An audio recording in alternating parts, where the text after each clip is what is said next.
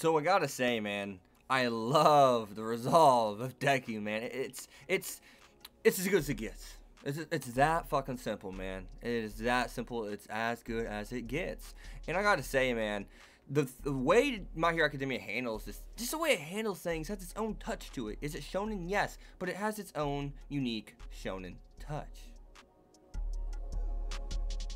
I mean, for example, even seeing the battle of ideals between villains. Usually it's just, it's just I don't want to say cliche, but all villains think alike for the most part. Occasionally in different shows we'll get a different, kind of thought process, per villain. But at the same time, it's very rare to do. And it doesn't, it's not something that happens all the time. Now, whenever I look at, the villains, whenever, Deku is going to get attacked, and I gotta say, the fear that Deku has instilled within the villain community is absolutely amazing. I can't remember the guy's name, but the one that's fighting the muscular cat, Pussycat, he's just like, there are two people that can have a flashy power-off battle. And if this kid's here right now, and this information has slipped out about the targets, then that means this kid is, this child has defeated that grown-ass man who has taken multiple heroes as victims. Has killed multiple heroes, professional ones.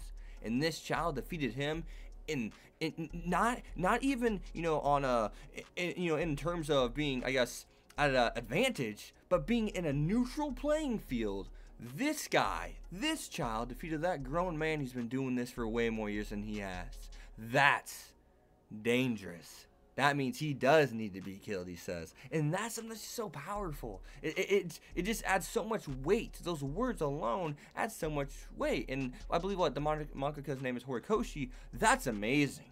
I mean, that's something that's special. That is just a few words that maybe some people few subtle words can be so powerful. And that's something that just blows me away. And it shows you he's here.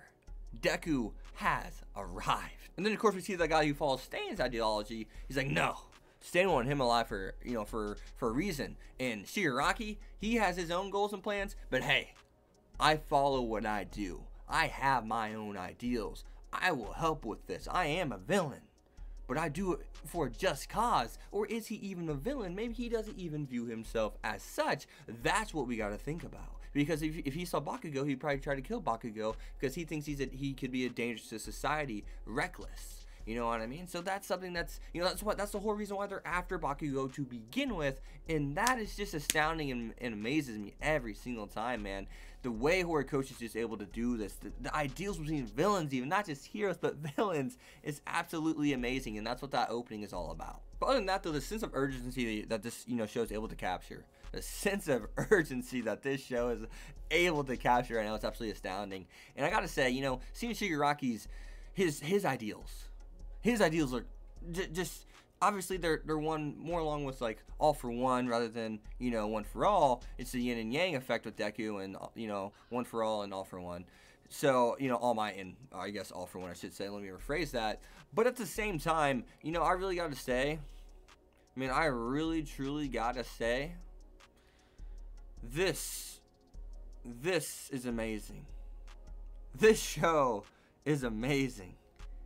And just the way it describes what's going on is amazing. Such as Shigaraki saying, we're basically level 1 players and we're all going after the final boss. We gotta weaken things down. We gotta level up. We gotta mentally and physically prepare ourselves for the big bad. And that's awesome, dude. This is a way to get, even understand his perspective and how he views things and views his comrades. He doesn't even view them necessarily as just pawns.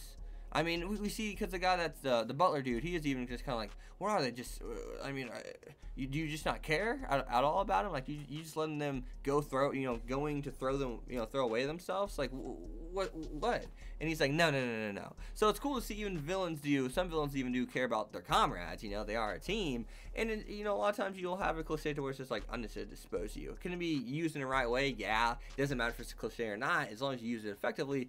It's using effectively. I mean, even in the opening, we see All For One put his hand on top of Shigaraki, demonstrating that he does truly care about Shigaraki even. So stuff like that's just really cool to see, man, and how it goes both ways, not just with heroes, but it does go with villains, and it truly is a battle of ideals.